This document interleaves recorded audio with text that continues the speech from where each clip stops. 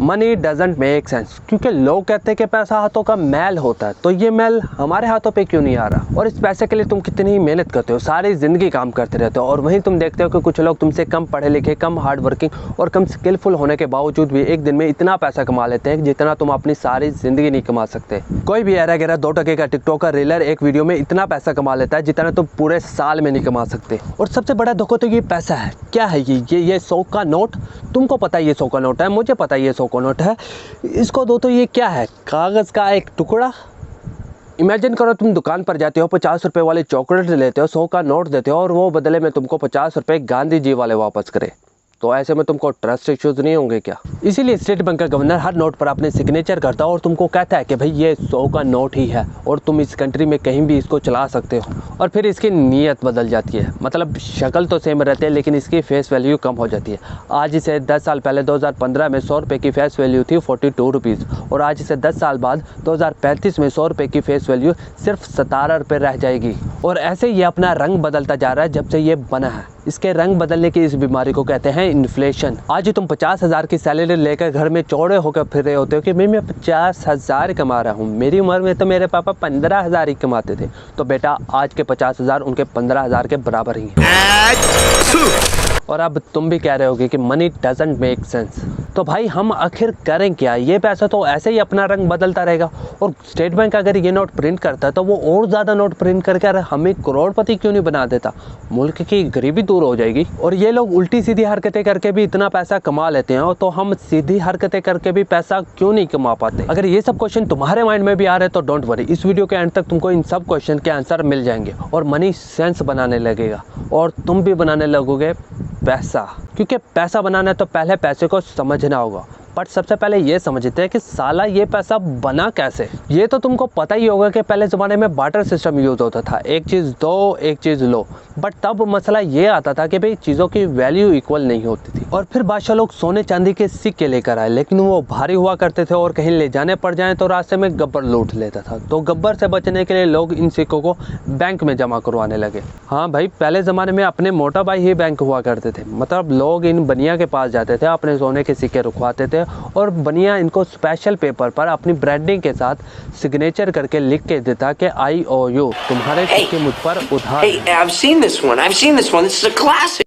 Special paper, branding, signature, तो ऐसे बनाइए पैसा। बट भाई बनी को वो पेपर वापस करते तो बदले में हमको सोना मिलता, तो क्या हम ये नोट स्टेट बैंक या आरबीआई को वापस करेंगे तो हमको भी सोना मिलेगा? नहीं। एक लंबे अरसे के लिए करेंसी गोल्ड बैक हुआ करती थी, मींस कि अगर तुम्हारे पास 100 का नोट है तो उसके पीछे 100 रुपये का गोल्ड बैंक में रखा जाता था जो तुम कभी भी जाकर ले सकते थे, और बैंक इतना ही पैसा प्रिंट करता था जितना उसके पास गोल्ड है, और तब ना पैसा रियल वैल्यू को स्टोर करता था। फिर आए चचा निक्सन, अमेरिकन प्रेसिडेंट। इन्होंने कहा कि इकोनॉमी की ग्रोथ और प्रोस्पेरिटी के लिए हमें गोल्ड और डॉलर का लिंक ख़त्म करना होगा, और ऐसे ही देखते देखते बाकी कंट्रीज़ ने भी अपने करेंसी के साथ गोल्ड का लिंक ख़त्म कर दिया और दे दनादन पैसा छापने लगे, और ऐसे बनी ये फिएट करेंसी जो आज हम लोग यूज़ करते हैं। बट ये करेंसी अपनी वैल्यू क्यों लूज़ करती है? क्योंकि इसको इन्फ्लेशन नाम की एक बीमारी है, मतलब कि महंगाई जो बढ़ती जाती है और तुम्हारे पैसे की वैल्यू को कम करती जाती है। अगर 1 लाख रुपया कैश तुम्हारे पास पड़ा है तो बेटा वो डेप्रिशिएटिंग एसेट है, इसको चेंज करो। इसीलिए तो इन्फ्लेशन प्रोटेक्टेड इन्वेस्टमेंट करने की एडवाइस दी जाती है कि एफडी करवा लो, म्यूचुअल फंड में इन्वेस्ट कर लो, जहाँ तुम्हारा पैसा इन्फ्लेशन से प्रोटेक्टेड रहेगा और थोड़ा बहुत पैसा भी बना लोगे। और इस बीमारी की कोई एक वजह नहीं है, कभी ये डिमांड सप्लाई की वजह से होती है, जहाँ तुम देखते हो कि एक लाबूबू डॉल करोड़ रुपये की सेल हो रही है क्योंकि सप्लाई बहुत कम है और डिमांड बहुत ज़्यादा। और वहीं टमाटर खाने की जगह पॉलिटिशियंस को मारने के काम आते हैं क्योंकि सप्लाई बहुत ज़्यादा हो जाती है और डिमांड कम। और कभी ये बीमारी जंग की वजह से होती है जो तुम्हारे घर से हज़ारों किलोमीटर दूर लड़ी जा रही है, लेकिन सबसे पहले खून तो तुम्हारे ही पोर्टफोलियो से निकलेगा। और कभी ये बीमारी दे दनादन पैसा छापने की वजह से होती है, जैसे जिम्बाब्वे के साथ हुआ था, जहां तुमको एक ब्रेड लेने के लिए ट्रॉली भर कर पैसा लेकर जाना पड़ता था क्योंकि पैसे की वैल्यू इतनी ज़्यादा डेप्रिशिएट हो गई थी। और तुम वो जो सोच रहे थे कि भाई गवर्नमेंट अगर पैसा प्रिंट करती है तो वो और ज़्यादा पैसा प्रिंट करके हमको क्यों नहीं दे देती, गरीबी ख़त्म हो जाएगी, तो नहीं कर सकती, जिम्बाब्वे वाला हाल हो जाना है। और मज़े की बात यह है कि इकोनॉमिक ग्रोथ के लिए इन्फ्लेशन ज़रूरी होती है। हाँ, ज़्यादा इन्फ्लेशन नहीं, मॉडरेट इन्फ्लेशन।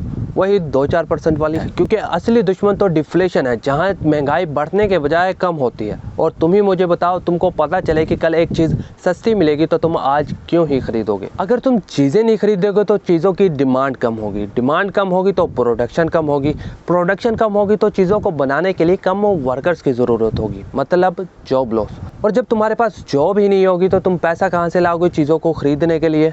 मीन्स के डिमांड और कम।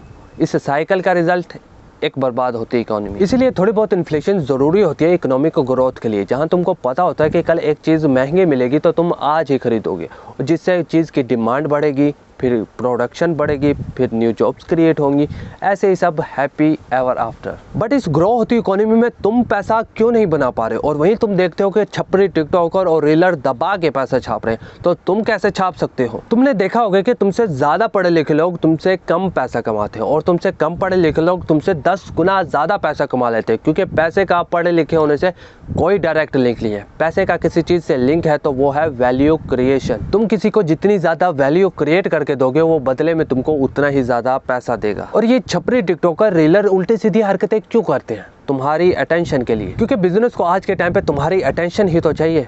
और बिजनेस लाखों रुपए देते हैं इन सो कॉल्ड इन्फ्लुएंसर को, जो तुम्हारी अटेंशन लेकर आते हैं, तुमसे बैटिंग ऐप और यूजलेस ऐप इंस्टॉल करवाते हैं। और फिर सोशल मीडिया प्लेटफॉर्म को भी तो तुम्हारी अटेंशन चाहिए कि तुम ज़्यादा से ज़्यादा अपना टाइम इनके ऐप्स पर वेस्ट करो। और फिर सोशल मीडिया प्लेटफॉर्म्स इनको रिवार्ड देती है तुम्हारी अटेंशन लेकर आने के लिए। तो ऐसे ये टिकटॉकर और रीलर तुम्हारी अटेंशन लेकर आते हैं और वैल्यू क्रिएट करते हैं इन बिजनेसेस के लिए और सोशल मीडिया प्लेटफॉर्म्स के लिए, और दबा के पैसा कमाते हैं। और सच कहूँ तो मेरा बिजनेस मॉडल भी सेम है, मुझे भी तुम्हारी अटेंशन ही चाहिए, लेकिन इसके लिए मैं नंगा नाच नहीं करने वाला।